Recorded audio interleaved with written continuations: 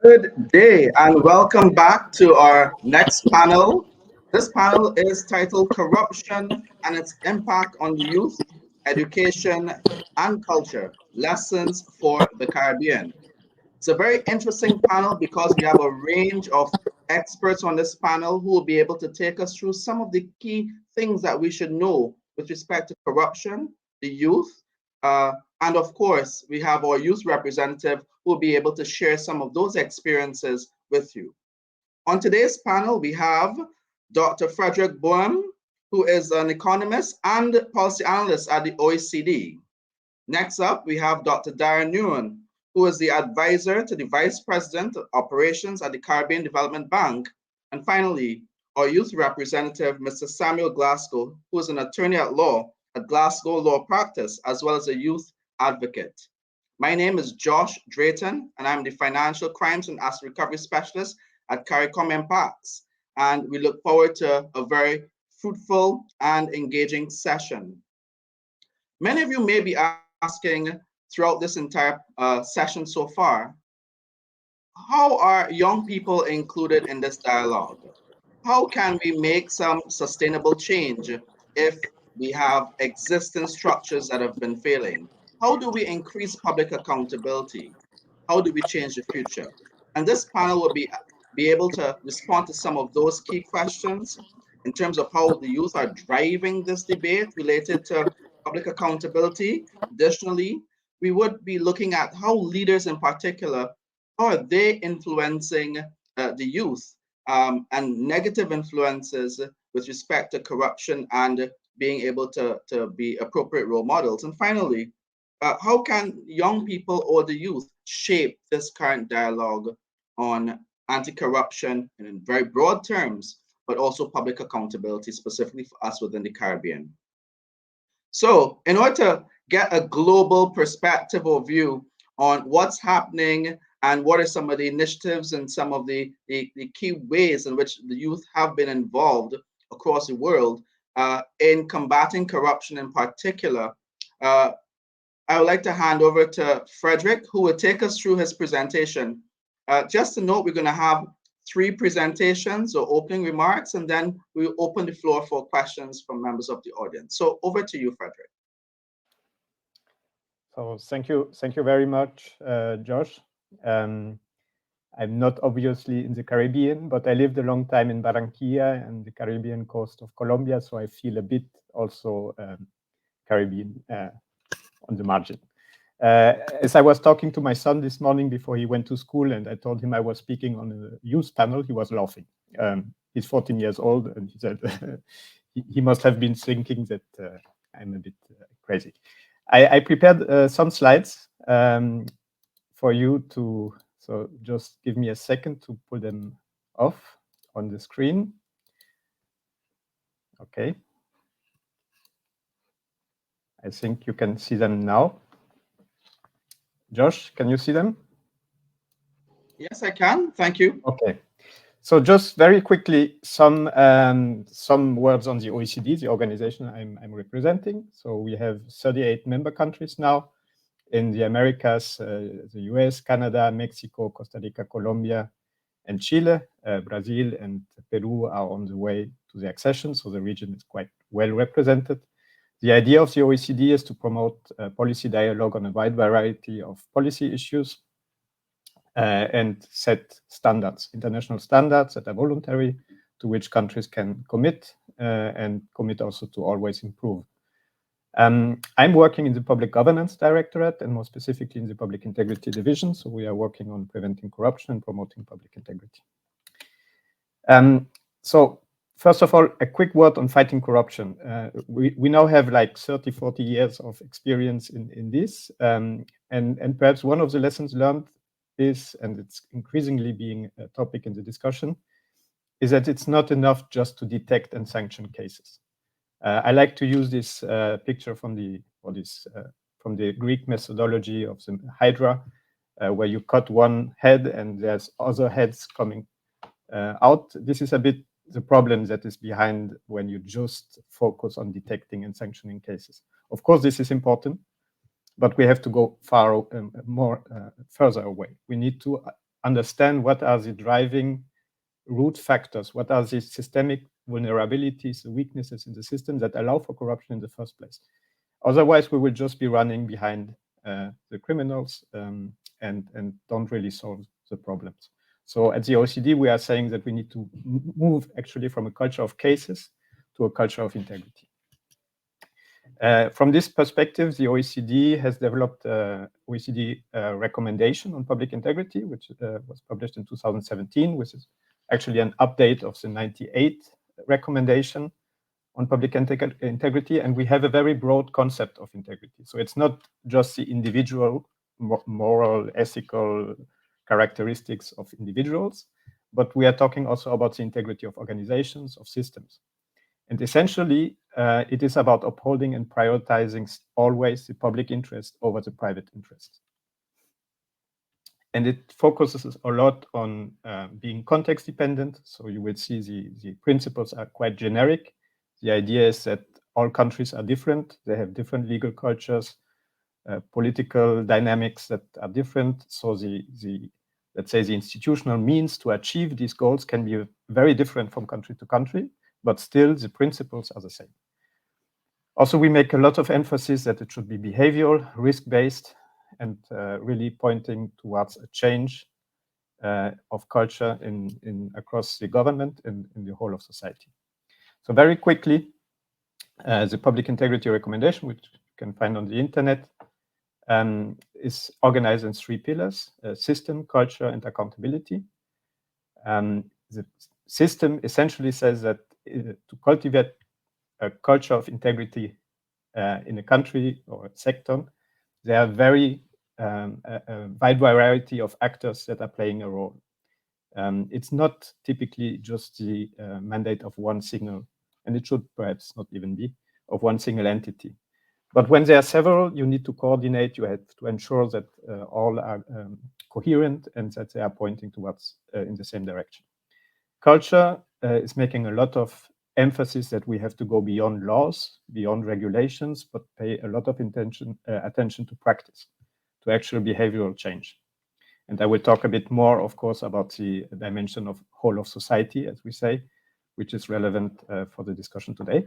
And of course, accountability, which starts with good risk management, internal control, external controls, and social accountability as well. So this is just to give you a broad overview. The 2 principles in the recommendations that are directly relevant today is the one of whole of society, which is emphasizing that everybody has a co-responsibility in upholding and promoting public integrity in the country, in an organization, in a sector, anywhere. So it's not just an issue of the public sector, but we as citizens, private sector firms, civil society organizations, all also share a responsibility in contributing to it. And the principle of participation, of course, also emphasizes that you have to give meaningful ways, channels of participation to all stakeholders in the development and implementation of public policies. So these 2 are really the main drivers to which governments commit when they follow the OECD recommendation. Then some data. It pays off, apparently, to invest into civic knowledge, into educating also youth and students. Because a study, at least for some Latin American countries, showed that there's a correlation between civic knowledge and intolerance for corruption. Of course, it's a correlation, not really causality, but it seems that there is something. So it is important, and even as a means, and not just as a means, but as an objective per se, I think it's important to continue investing into promoting civic knowledge. But we have to be careful, and especially in our area of anti-corruption. For instance, there's a study, an experimental study that showed that when you talk a lot about corruption, so you have a lot of publicity about corruption, you may have counterintuitive effects in a sense that you may facilitate for people to rationalize own unethical practices. In other words, if I hear everybody's corrupt, there's a lot of corruption in my country, unconsciously, I may be more inclined to also take advantages of some situation I'm facing in my day-to-day, perhaps really unconsciously, but this can backfire badly. So if we raise awareness about corruption, perhaps we should think more about creating virtual cycles.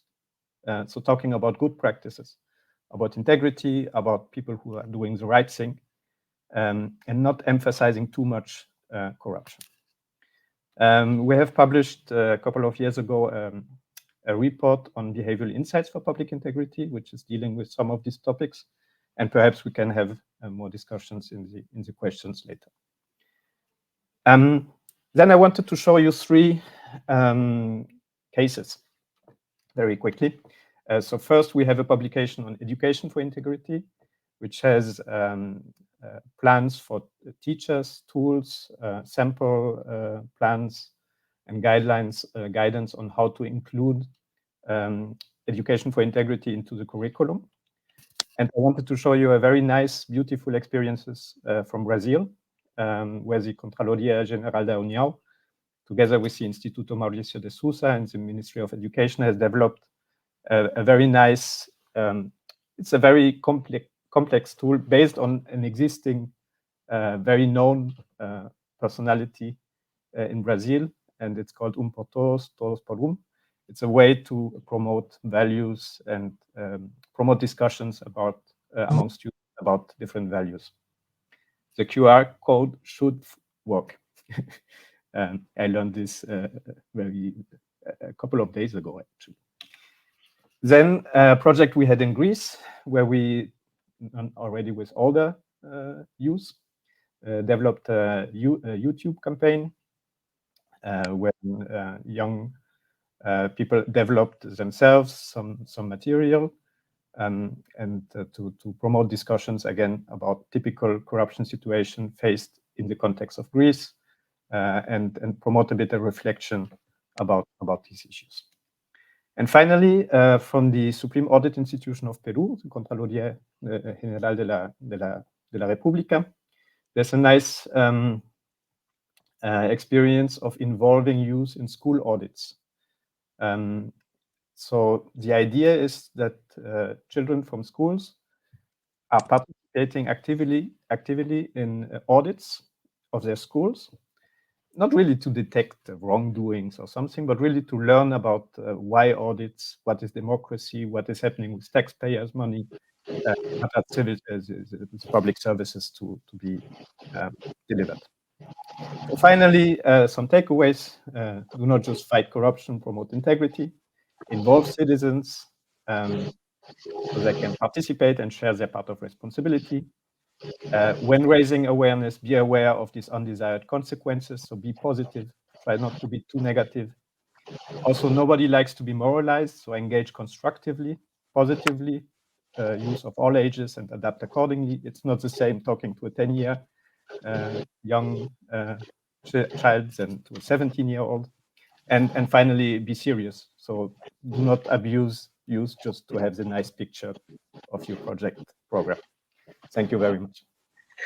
Thank you very much, Frederick, for taking us through a bit of what the OECD is doing with respect to public integrity, but some key messages there in terms of how do we change the messaging from one of negativity to reinforcing good, positive public accountability practices within our society. And I think it's a good way to move into the Darran's presentation or her opening statements. Darran, is it that we're seeing that corruption is culturally embedded? What are some of the things that we have to think about with respect to the youth, socialization, behavioral change, and perhaps the theory of change with respect to the youth? So over to you, Darran. Thank you. Thank you very much, Josh. And thank you also, Frederick, for sharing. So before I go into talking about my contributions to the panel, just to answer you, Josh, yeah, you came to the issue of culture. And we've heard so much about culturally bred corruption. and the fact that, you know, we use it very loosely and say, well, it's all in the culture and so forth. But I just wanted to say that culture is also language. Culture is also, you know, maybe some of the other practices we have, traditions, and social norms is also culture. And I think I would align the corruption aspect to social norms. And so, yes, in social norms, we are talking about, you know, expectations we have of each other. We believe that this is the way we're supposed to behave, and we believe that's the way others are behaving. So we come to this kind of understanding and tradition and way of behaving that we feel this is the way you do it. So yes, you get socialized. And so there is a dimension, I believe, a link between social norms and corrupt practices that we have adopted and feel that we are expected to do. But the good news is that it can change. Social norms can be shifted. And I'll probably say a little bit more about that later when we come into talking about some of the wider cultural aspects. Is that all right? So just to kick off, yes, I'm glad to be pleased. I'm really pleased to be part of this panel again this year. And I looked at the topic. I mean, we're talking about corruption, its impact on education, and also about culture. And we want lessons for the Caribbean. So I was really glad to hear some of what Frederick was sharing. But today, I think it's apt for me to begin with covering two interconnected dimensions. I'm going to speak very briefly about youth and unemployment, and corruption in education and recruitment. But before I do that, I mean, the context within which we're working, I think we need to say something about that. It's not so, maybe about 3 years ago, there was a study in Jamaica that said 74% of surveyed Jamaican young people perceived corruption to be harmful to them. So corruption hurts. They're saying this. The Global Corruption Barometer was saying also in about 2019 that 18-year-olds to 34-year-olds in the Caribbean are more likely to pay a bribe more than persons 55 years and over. And, you know, that also applies to the poorest persons. You know, they are most likely to be asked to pay bribes than wealthier persons. So they're already disproportionately affected. So I just wanted to put those backdrops, and this is what we're dealing with. And the youth, you know, we at the bank, we've been hearing the youth say to us that they feel that they are not being listened to. I mean, in terms of there's sexual exploitation, obviously. They are denied access to education services. This is when you're engaging with youth in stakeholder discussions or in youth living in poverty experience a lot of these things. And, you know, as a development agency, CDB, we try to ensure that we mainstream gender considerations across our programs, and we look at the different stakeholder groups and the different vulnerabilities. Youth, persons living with disabilities, and Indigenous youth also have their major vulnerability impacts on them. So we have been hearing also that from those who are leading on the fight against corruption, that there's not enough information still about the impacts of corruption on young people's day-to-day lives. How does it affect their overall well-being outcomes and development outcomes? So we do have a knowledge and evidence generation work that needs to be done, and it's all of us that have to do this, and the development community has to make sure that we try as best to work with the countries to generate all this information, because information will lead then to advocacy, wider awareness, and other spin-off effects. We also hear that well-established approaches to meaningful participation. There's been some progress in reaching out to youth so that they can be included and involved in accountability and transparency, but there's still some room to cover.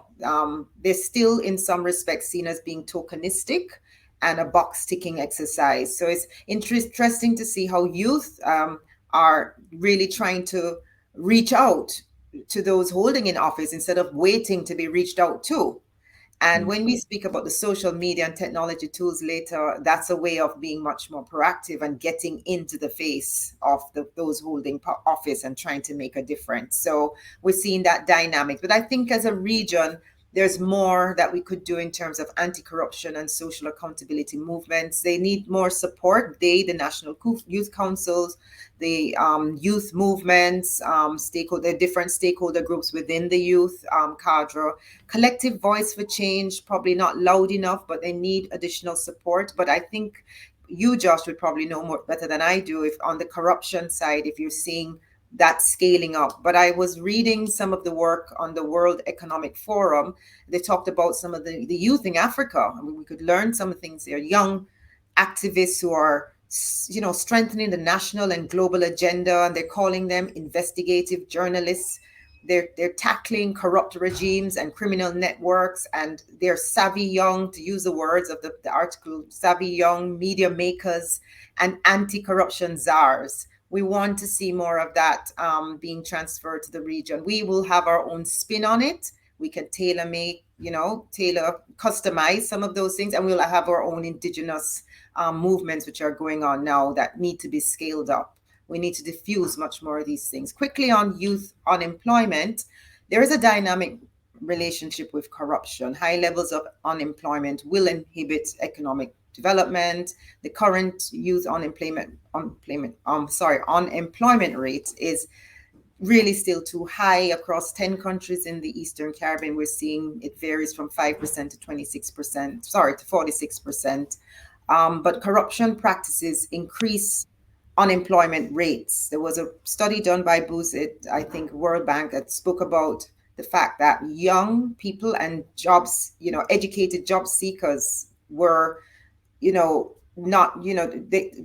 were linked to the fact that they could not get proper employment, and at the same time, it was pushing them to unlawful practices themselves, to resort to bribing, rent-seeking government officials in order to secure jobs. So it's a ripple effect.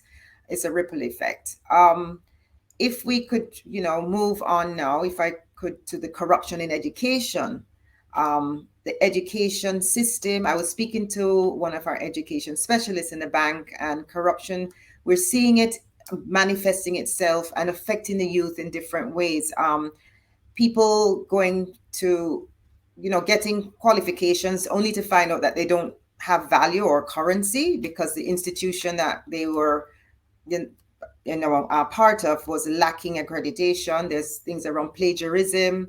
There's an entire industry devoted to writing papers for dissertations. I mean, he told me teachers will actually even probably do the bare minimum in the classrooms. I think this is a minority,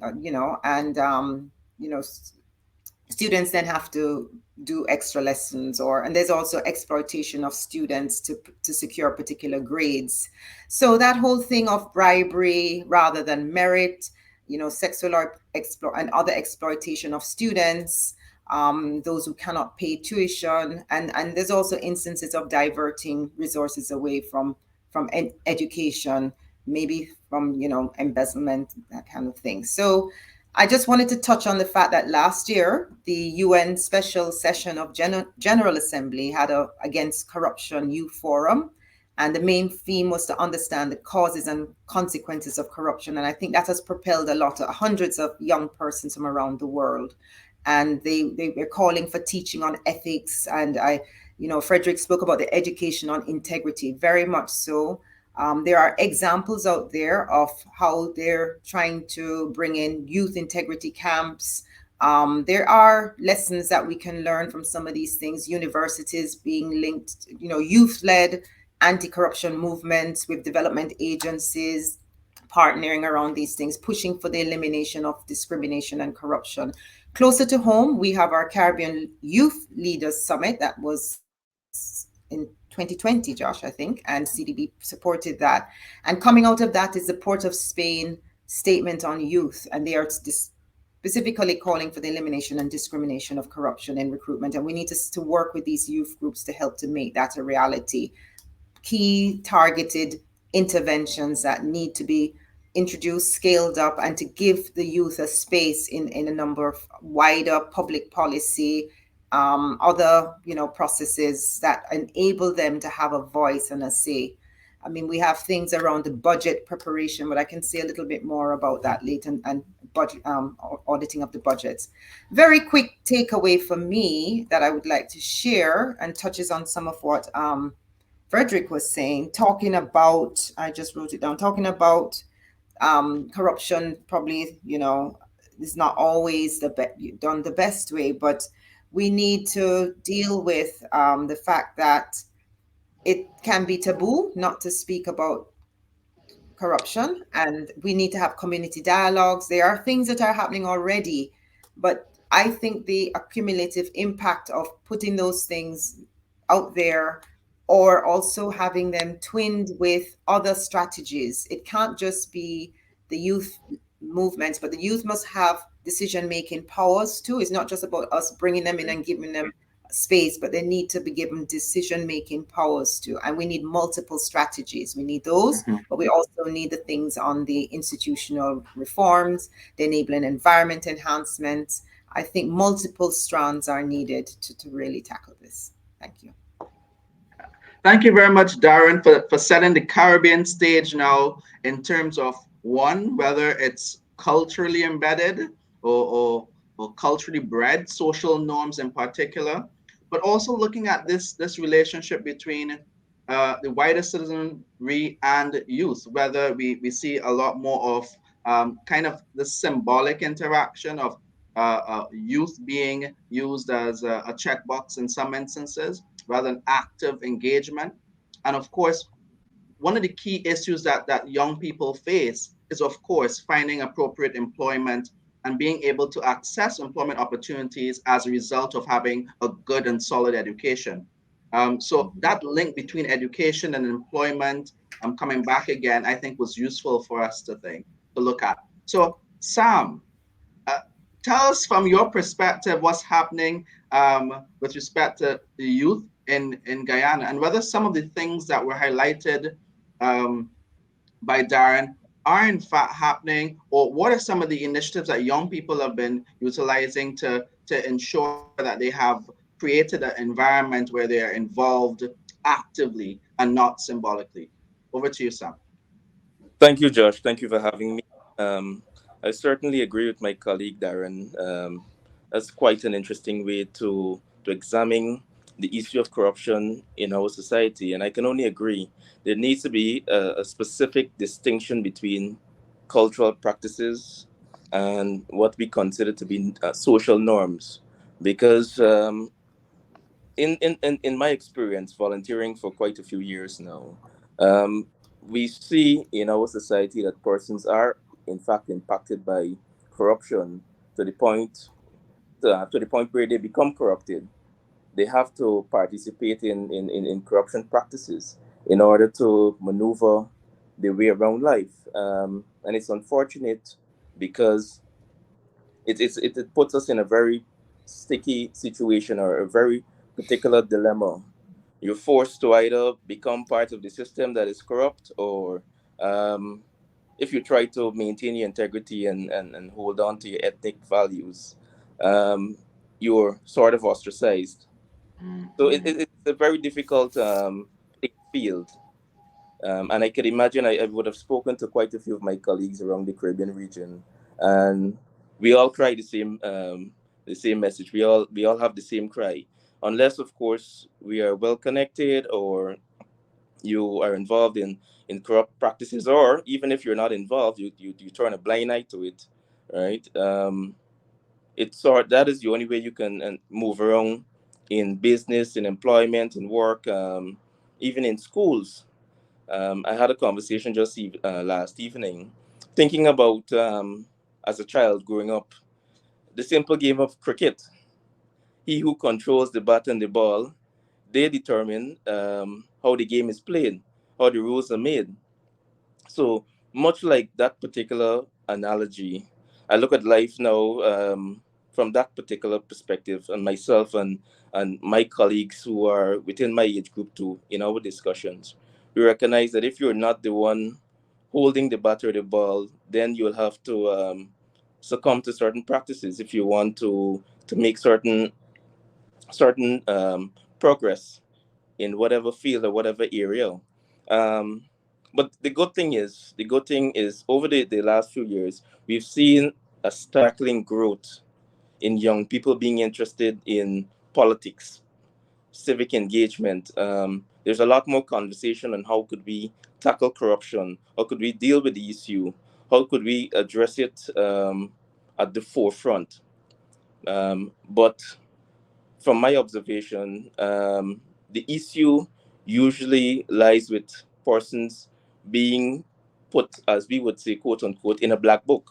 Once you're recognized as a lobbyist for certain policies or for certain changes, so these are social norms that we have to address. We have to tackle it on the forefront, and we need more support on this particular issue.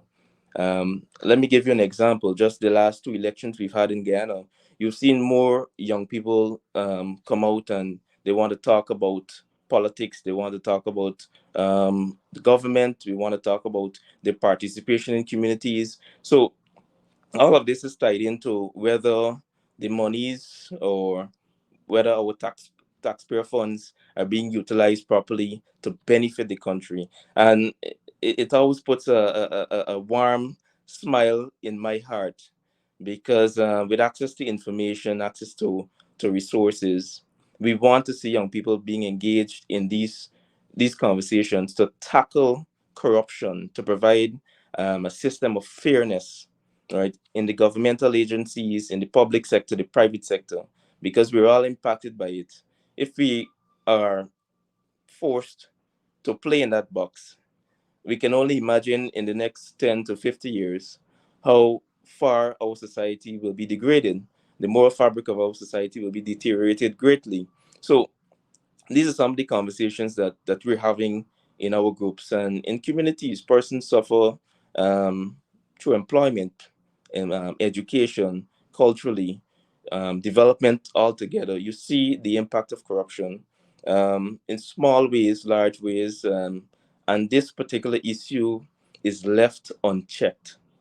It is left unchecked, and it's left to mature, and the issue remains a prevalent issue because there's no way going around it, right? For simple things, we recognize, for example, if one were to enter into an agency, um, towing the line with all of your documents, how can one now expect to fulfill the task that they would have entered into that agency to complete without seeking to put a bribe in somebody's hand? And I think a lot of the institutions in our country, they seek to facilitate it, and it serves as a reminder because unless of course you're able to, as what we would say, top up somebody's pocket or give an incentive, then you will be left, or whatever you're looking to do will be left in the back burner. So altogether, these are conversations that we're having now. Um, and I must applaud the government for having workshops on anti-corruption, but in these workshops, we need to see more youth representation. We need to allow young people to have a space where we can address it and we can have civil conversations. One must not be deemed anti government if they want to address an issue among governmental authorities or agencies. One must not be subjected to racism or gender inequality or anything of the sort. If this is a genuine concern, if there's a genuine concern for change, right, and that's the only way we can grow as a people. So those are some of the issues that we have to attack and address. I can say that there's a renewed belief among the youth in Guyanese, the youth in the Guyanese populace, right, in addressing corruption, in talking about corruption practices, in calling out businesses and agencies, right, and sharing their experience.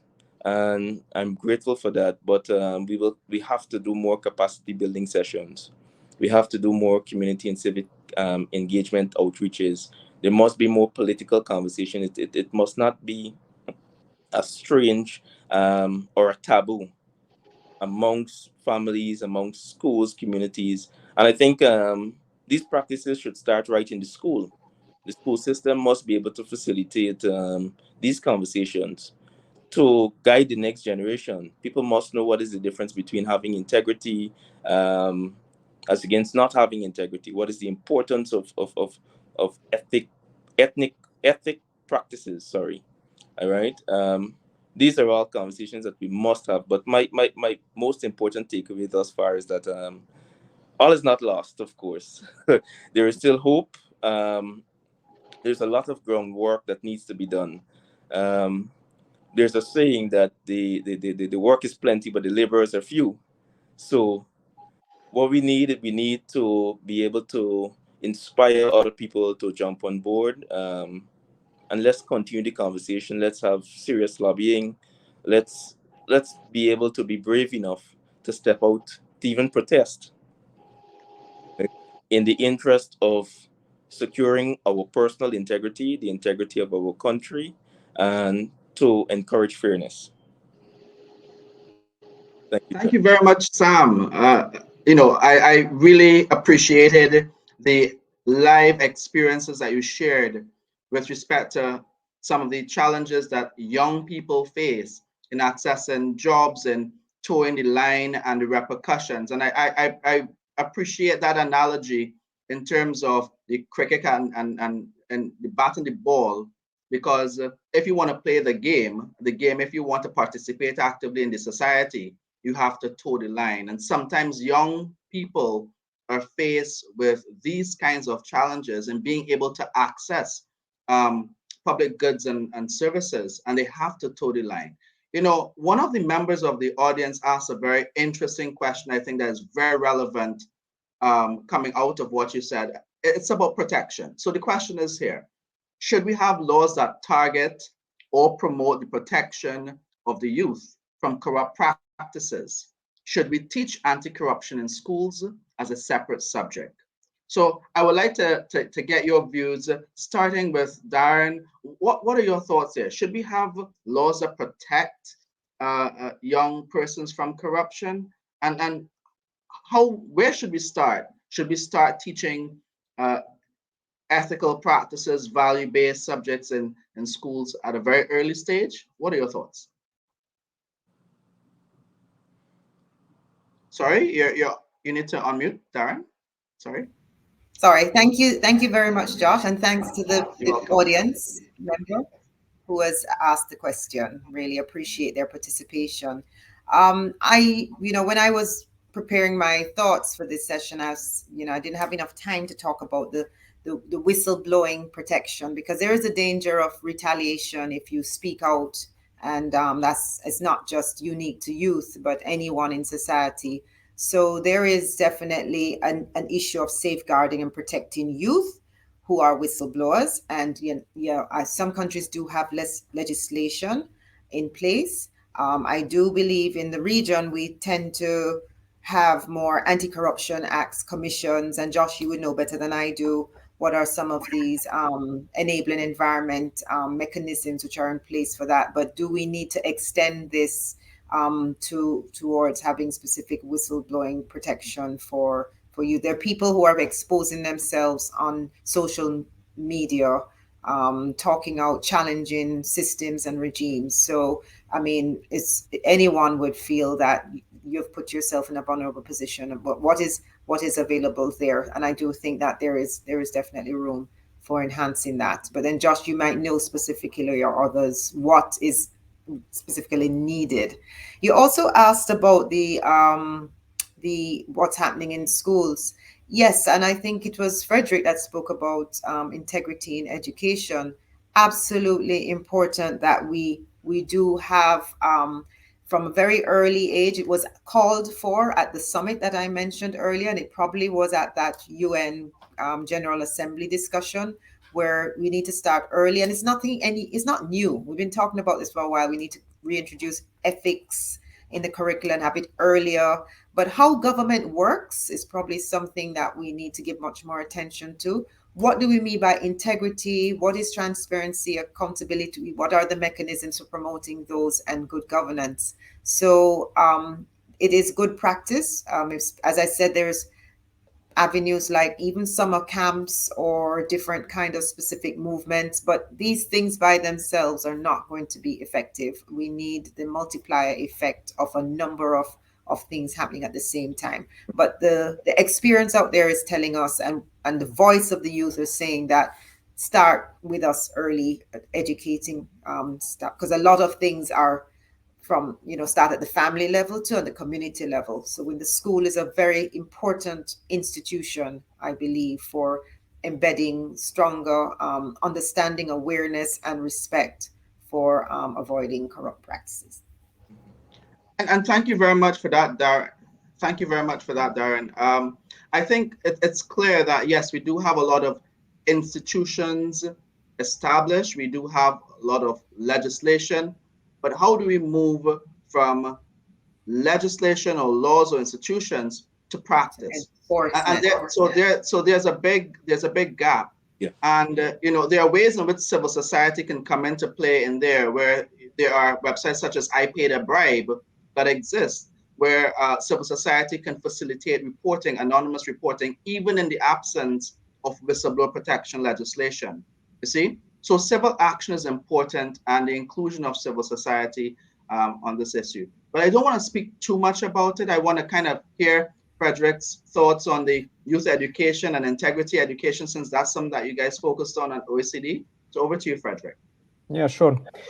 Perhaps just to quickly complement what Darran just said, and both Darran and Sam mentioned that youth are victims also of corruption in schools. And perhaps there is indeed a case, not so much in legislation, but in practice, in policies of ministries of education on dealing with this question on how to allow children also to speak up in schools. So to provide them a safe space within, not thinking about whistleblower channels, but something at school level where children can also raise concerns and find a safe place to talk about problems.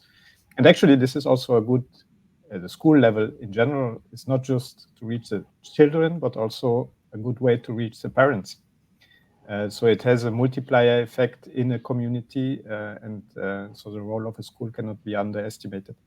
And with respect to integrity in schools, there are very different approaches. So some countries where you have, for instance, anti-corruption agencies or entities that are in charge of promoting anti-corruption integrity, you have typically specific programs that are driven by these authorities, and they go to school, explain, etc. Other countries try to mainstream it into the curriculum, so to have it really embedded into the normal school classes. I don't know what's better or not, but what I do think is that you really need to be careful about how you teach. I don't think that as a 10, remembering myself with 14, and I would hear the teacher talk about values and corruption.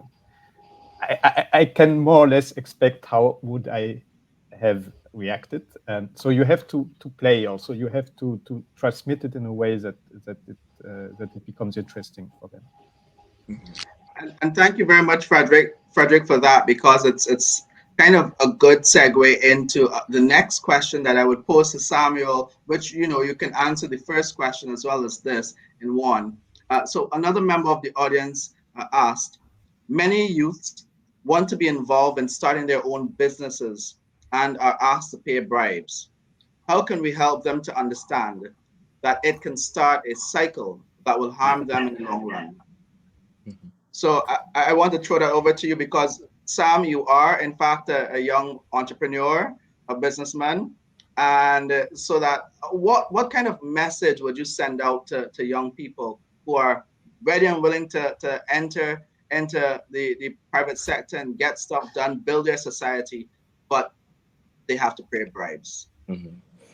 My first message to every young person Don't ever get involved in any activity that will compromise your moral integrity, compromise your business integrity. And it starts from a place of actually having integrity and having some level of morality in how you want to conduct business. Um, that is the place that you need to start with. And in though it's very difficult, I can tell you this as a young entrepreneur, it's very difficult to tread the line of trying to tap into a system, having deadlines, timelines, right, and also trying to work around whatever corruption practices that the system is looking to facilitate. My advice to you is to find other ways to get your business done.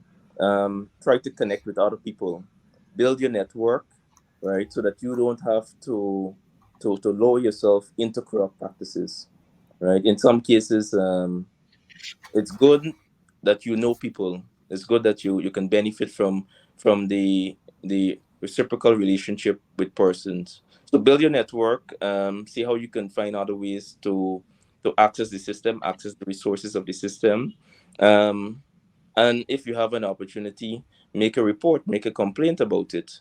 Um, Whether you'd like to do it anonymously or not, right? You have a role to play, and right, if you decide to not address it, it will remain there as an issue, right? So you have the responsibility of facing a corrupt practice, right? And deciding how can I now address these issues. And it usually starts with one man or one woman, right? To make the changes. So don't be afraid. Find other ways, find persons who are reliable that you can start the conversation with on how we could address this particular corrupt practice, right? Connect it to perhaps an authority, a competent authority, right, that might be able to assist you. And try your best to address it for the equality, not just for yourself, but for every other person who's also seeking to venture into business, um, like you. That is my best advice in maneuvering around this particular issue. And thank you very much, Sam, because I see an excellent opportunity for youth business associations to talk more about these issues. So I'm going to kind of throw out this challenge to you and other young people who are listening to this.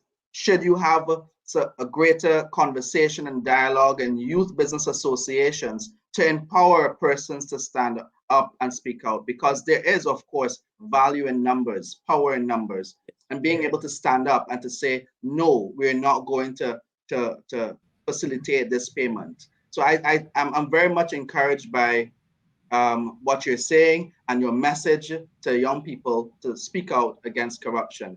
We have a couple more minutes, but I just want to touch on one final question, which is on messaging. And this question came from the audience. Do youths really listen to anti-corruption messages? I know, Frederick, you have some thoughts on those. Are they too distracted? How do we improve awareness? So I'm going to come to you, and then I'm going to reach out to Darran on this, and then we have some closing comments in terms of key takeaways. So over to you, Frederick. Based on your experience in those programs in Brazil and Colombia and Greece, what are your thoughts? Do you really listen to anti-corruption messages? I believe, perhaps we believe that they don't listen or that they are, but I think they manage very well this very complex and diverse social media landscape, much better than we do, perhaps. So I think they do listen.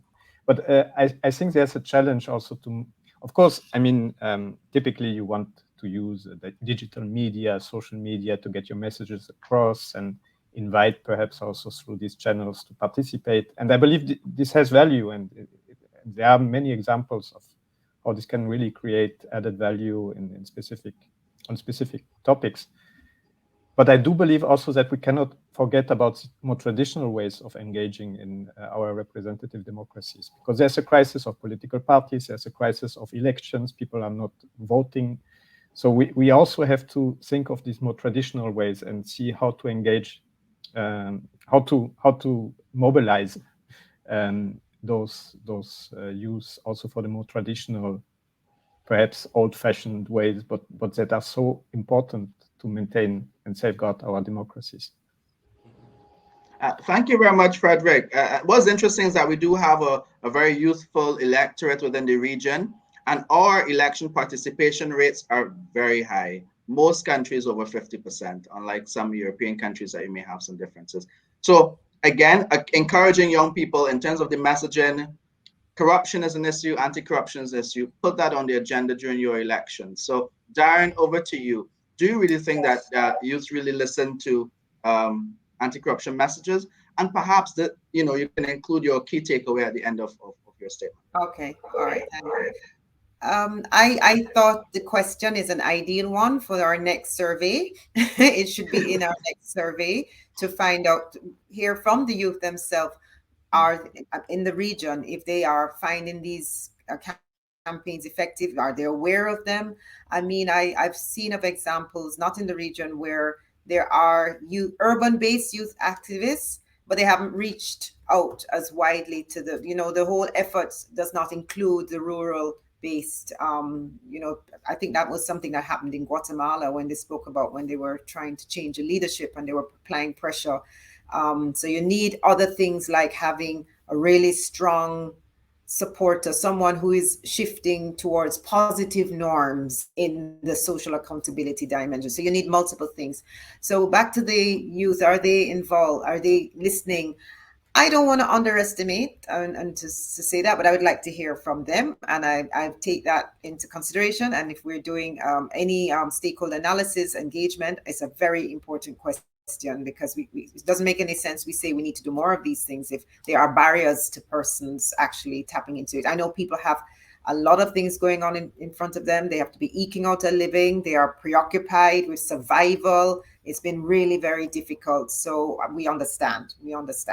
But we've seen things like Follow the Money, the youth-led social accountability movement that started in Nigeria, has moved to other countries. So that must have started somewhere where you started to tap into it and saw the benefits. So I think we may have some golden nuggets in our region that need to be diffused.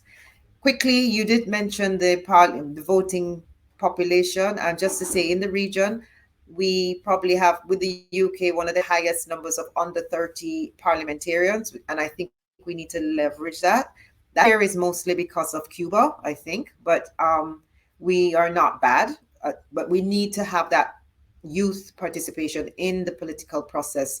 And I didn't have time to talk about the budgeting process, but my key takeaway, one of them very quickly, is to say that we need to look at those budget governance, parliamentary oversight, and find avenues within there to help to make the meaningful participation of the youth. I think there are sometimes community discussions, meetings with youth councils, but really mainstream this thing. So when it comes to auditing of the budget, the youth can play critical roles in there and help to rock the boat.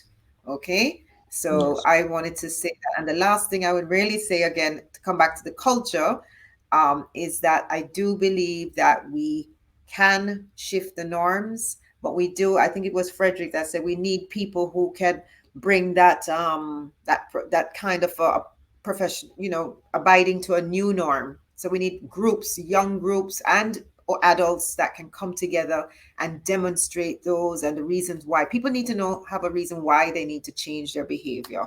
So that collective beliefs, that unwritten rules need to become about anti-corruption practices. That's what we should expect from each other. Thank you very much, Darran, because I think it comes down again to something that came out in the expert panel yesterday. Lean in. When we lean in, things change. So encouraging that groundswell, but of course you need that core catalyst for change and that cultural change. Just to note that we're seeing quite a bit of Twitter posts and Instagram posts and some TikToks, and of course even on YouTube and Facebook Live, where young people in the region are in fact talking about anti-corruption, specifically in terms of budgeting.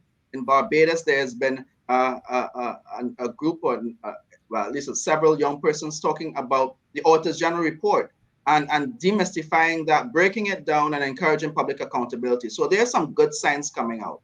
So Samuel, over to you. What are some of your key takeaways? And do you still see, in terms of the original question, do you think that young persons are not engaged and they're ignoring the messaging, or do you see that they're actually more involved now than before? I think young people are more involved now than before, but they're still faced with that serious dilemma. If I want to make progress, do I have to be engaged in corrupt practices? Um, and I always think of this particular scenario. It was a client of mine and I, we were talking about how do we actually reach out to communities. And it's not just about sharing the gospel of anti-corruption. It must be more than that. We must be able to connect young people to job opportunities, educational opportunities, and much more opportunities, entrepreneurial opportunities, so that they can empower themselves and they can move past the personal issues of not being able to feed my family or provide for my family, right? And recognize that corruption plays a major role in all of this. So it's easier to give a man a fish as against teaching him to catch a fish, or teaching somebody the gospel and not being able to provide them with bread or I think we lost Samuel for a moment. You're back? Okay, yes, you're on, Samuel.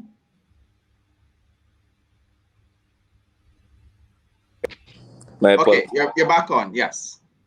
And you're off. All right, so, well, I think we got several important takeaways here from our panelists. Uh, Mobilize young persons, positive messaging instead of focusing on the negative, and anti-corruption reinforcing those negative messages. Shifting norms, cultural change, behavioral change. And it seems to be that the preliminary work in terms of surveying, it seems to be something that is of interest to the CDB and other perhaps members of the donor community who may be listening in, to find out, okay, what's happening with young people and how can we focus on the youth to empower them. And the last message from Sam was connecting the youth to opportunities. And that's a positive thing, that the opportunities that they have need to be more broad-based, and in part of that, those opportunities should be ethical practices, integrity, standing up for what's right.